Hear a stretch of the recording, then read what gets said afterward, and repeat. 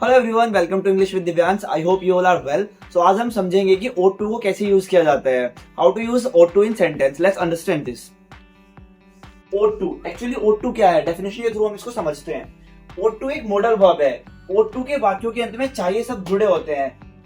O2 के अंत में क्या जुड़े होते हैं? चाहिए शब्द जुड़े होते हैं।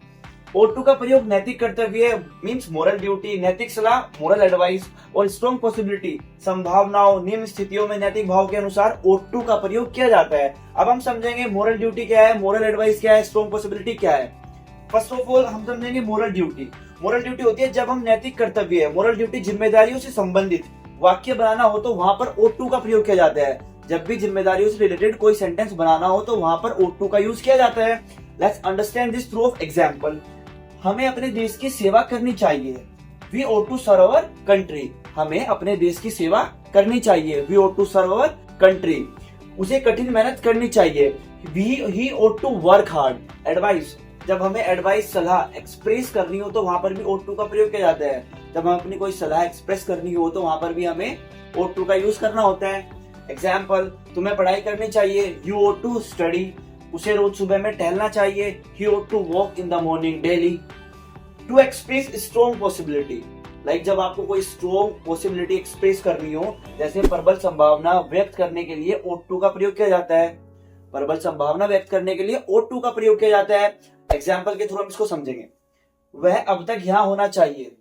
He ought to be here by now। किसानों को अधिक रिटर्न प्राप्त करना चाहिए। The farmers ought to get more returns। The farmers ought to get more returns। देखो मैंने स्ट्रक्चर बोर्ड पे लिखा है, तो स्ट्रक्चर का मतलब क्या होता है? स्ट्रक्चर के बेस पे आप इजीली सेंटेंस को समझ सकते हो कि उसमें क्या पूछा गया है, क्या उसके अंदर है, और आराम से आप उसको ट्रांसलेट भी कर सकते हो। Now understand this. सबसे पहले लिखा है simple structure. Subject plus O2 plus V1। V1 होती है वर्ब की first form plus object. Negative, negative में नो लग जाता है, नहीं वाला। Subject plus ought, no plus to plus verb की first form plus object. Interrogative, interrogative पूछताछ। ought plus subject plus to plus V1 plus object. Interrogative negative, जिसमें पूछताछ के साथ साथ ना लगता हो, नहीं लगता हो। ought plus subject plus not to plus V1 plus object. Example के थ्रू उसको समझते हैं। सबसे पहले लिखा है सिंपल, उसे सच बोलना चाहिए था। He ought to speak the truth। Negative, negative में क्या लगा है? नहीं लगा है। उसे सच नहीं बोलना चाहिए। He ought not to speak the truth। ought के बाद क्या है? not। क्या उसे सच बोलना चाहिए? इंटरोगेटिव, पूछताछ हो रही है तो ought he to speak the truth। ought he to speak the truth। क्या उसे सच नहीं बोलना चाहिए? अब पूछताछ के दौरान नहीं वाला नोट लगाना है। So ought he not to speak the truth। ought subject की जगह ही, नोट हमारे पास इधर है ही। टू प्लस वर्ब की फर्स्ट फॉर्म क्या? स्पीक लगना है। क्या बोलना है? ऑब्जेक्ट क्या? Truth. I have written some sentences on the board. इनके अकॉर्डिंग हम समझेंगे कि ought to को प्रॉपर कैसे यूज किया जाता है। हमें गरीबों की मदद करनी चाहिए। वैसे मैंने आपको स्ट्रक्चर जो बताया ना, उसके बेस पे आप इजीली सेंटेंस को ट्रांसलेट कर सकते हो। Let's understand. हमें गरीबों की मदद करनी चाहिए। We ought to help of the poor। हमें अपने बड़ों का सम्मान करना चाहिए। We ought to respect our elders। We ought to respect our elders। हमें अपने देश से प्रेम करना चाहिए। We ought to love our country। वैसे हमारी कंट्री क्या है? इंडिया। राज को घर होना चाहिए। राज ought to be at home। राज को घर होना चाहिए। राज ought to be at home।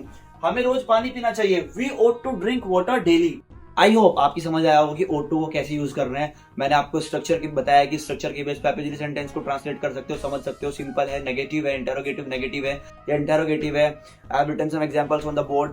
सो अभी आपसे एक बात बताना चाहता हूँ कि ज्यादा कंफ्यूज होने की नीड नहीं है। लोग कहेंगे कि चाहिए शुड है या ought to है। क्लियर कर देता हूँ, ought to और should to में कोई डिफरेंस नहीं है। दोनों को सजेशन और एडवाइस के लिए यूज किया जाता है। बट एक सिंपल सा डिफरेंस ये है कि ought to को ओल्ड इंग्लिश में यूज किया जाता है और should को मॉडर्न इंग्लिश में यूज किया जाता है।